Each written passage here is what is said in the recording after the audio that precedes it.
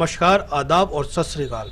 मैं हूं आपका अपना समीर परवेज और आप देख रहे हैं अपना चैनल फन टीवी न्यूज। चलिए डालते हैं आसपास की क्षेत्र की और तमाम खबरों पर नजर। निवर्तमान योजना आयोग उत्तराखंड के अध्यक्ष विनय रोहिला ने आवास विकास स्थित अपने निवास पर पत्रकारों से वार्ता कर बताया कि उनके द्वारा 2011 में जसपुर में रोडवेज स्टेशन स्थापित किए जाने को लेकर राज्यपाल के द्वारा अधिसूचना जारी की गई थी, जिसमें कुछ लोगों के द्वारा सुप्रीम कोर्ट में स्टे लगवा दिया गया था। उन्होंने बताया कि उनके प्रयास से मामले में कई मीटिंग शासन तथा मुख्य सचिव के साथ की गयी, जिसमें सुप्रीम कोर्ट द्वारा लगे स्टे को खारिज कर दिया गया है। उन्होंने बताया कि 2011 में जसपुर में रोडवेज स्टेशन स्थापित किए जाने को लेकर जो राज्यपाल के द्वारा अधिसूचना जारी की गई थी, उसमें जमीन का अधिग्रहण राजस्व विभाग द्वारा करके परिवहन विभाग को आवंटित हो गई है। उन्होंने बताया कि अफजलगढ़ रोड पर स्वागत मंडप के निकट स्थित भूमि का परिवहन विभाग के अधिकारी नायब तहसीलदार के साथ मिलकर उक्त भूमि की पैमाइश करके परिवहन विभाग के अंडर में ले लेंगे। वहीं विनय रोहिला ने बताया कि लगभग 1 या 2 सप्ताह बाद अस्थायी रूप से बसों का रुकना एवं आना जाना शुरू हो जाएगा। जल्द ही एक आधुनिक रोडवेज बस अड्डा जनता को मिलेगा। उधर प्रेस वार्ता में मौजूद एजीएम काठगोदाम महेंद्र कुमार ने बताया कि रोडवेज बस अड्डे के आधुनिकीकरण को डीपीआर बनाकर शासन को भेजा जाएगा। तब तक के लिए रोडवेज बस अड्डे की अस्थायी व्यवस्था की जाएगी। बसों का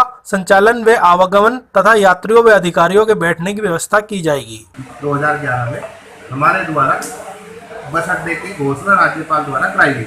राज्यपाल जी द्वारा अधिसूचित किया था, अधिसूचना जारी हुई थी, लेकिन उस मुद्दे को लेकर कुछ लोगों ने पेटिशन माननीय उच्च न्यायालय में लगाई और कमिश्नर गढ़वाल कुमाऊं मंडल के अंतर्गत पेटिशन लगा के स्टे कराया था।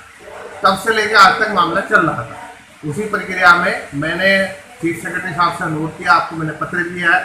फिर उसके बाद शासन ने उसमें बहुत मशक्कत करी, कई बार मीटिंगें हुई और उस पूरी प्रक्रिया का परिणाम ये हुआ कि न्यायालय के अंदर जो योजित रिट पिटीशन थी वो खारिज कर दी गई और इसी प्रकार से कुमाऊं मंडल के अंदर जो निगरानी लगाई गई थी वो भी निरस्त हो गई है। 2015 में हो गई थी, दोबारा भी वो निरस्त हो गई है। तो इस प्रकार से दोनों वाद निक्षेपित होने के कारण जो राज्यपाल की अधिसूचना 2011 में जसपुर के अंदर रोडवेज बस अड्डा बनाए जाने की गई थी राज्य सरकार द्वारा, उसमें उस जमीन का अधिग्रहण राजस्व विभाग द्वारा करके फ्री ऑफ कॉस्ट बिना शुल्क, ये बिना शुल्क राज्य सरकार जमीन देती है, बहुत बड़ी बात है। उस टाइम मैंने कराया था भाग दौड़ करके। वो जमीन जो है परिवहन विभाग के नाम से आवंटित है, जियो में अंकित है।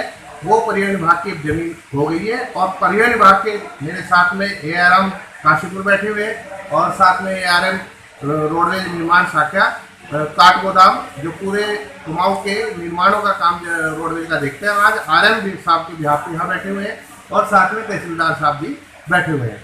तो इस पूरी जमीन की पैमाइश करके आज रोडवेज परिवहन विभाग इस जमीन को अपने हाथ में लेने वाला है और कुछ ही दिनों में आपको खुशखबरी मिलेगी कि वहाँ बसें रुकेंगी और रोडवेज बस अड्डा स्टार्ट हो जाएगा। उसके बाद उसकी DPR बनेगी और फिर एक आधुनिक रोडवेज बस अड्डा जसपुर को जल्दी मिलेगा।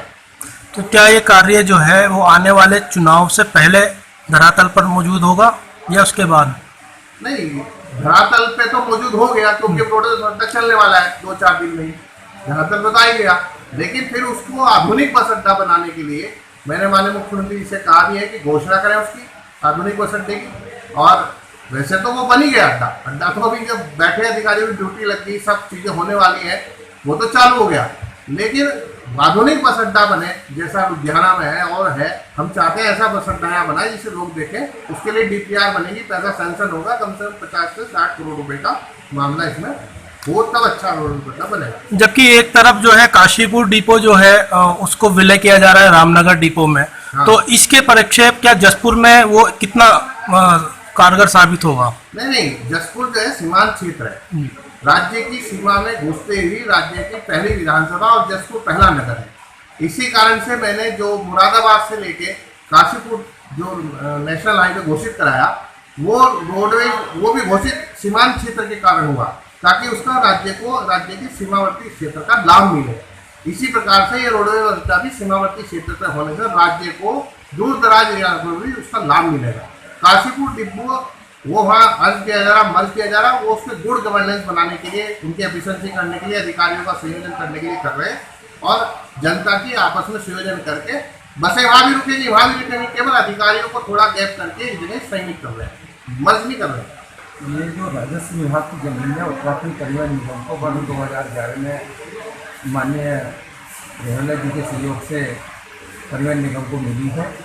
इसमें शीघ्र ही बस स्टेशन का निर्माण कर यहाँ बसें चलेंगी। तो इसकी पैमाइश वगैरह जो है भूमि की वो कब तक हो पाएगी? पैमाइश के लिए माननीय तहसीलदार महोदय से अनुरोध किया गया, शीघ्र ही इसकी पैमाइश करके अपने कब्जे में जमीन ले ली जाएगी। धरातल पर लगभग कितना समय लग जाएगा इसको आने वाले? ये DPR बनने के बाद भव्य बस अड्डा बनेगा। उससे पहले ही हम यहाँ पर बसें रुकवाने की व्यवस्था शुरू कर देंगे, जिससे कि जसपुर के लोगों को यहाँ पे बस रुकने की और यात्री बैठने की पूर्ण सुविधा मिलेगी। तो इसमें जो अभी सुविधा मिलेगी वो स्थायी रूप से मिलेगी या स्थायी रूप से मिलेगी? अभी वर्तमान में तो उनके स्टाफ को बैठने की जगह सुनिश्चित करके उसको स्टाफ को बैठाया जाएगा। वो सुविधा जब तक कि भव्य जो एक ड्रीम प्रोजेक्ट वाला बस अड्डा नहीं बनता तब तक वो व्यवस्था लागू रहेगी। उसके बाद जब नया बस अड्डा बन जाएगा तो फिर उसके बाद नए बस अड्डे में सब कुछ ट्रांसफर हो जाएगा। फन टीवी न्यूज पर अपने क्षेत्र की आसपास की ताजा तरीन खबरें देखने के लिए YouTube पर फन टीवी न्यूज टाइप करें और सब्सक्राइब का बटन जरूर दबाएं। बेल आइकॉन का बटन दबाना ना भूलें।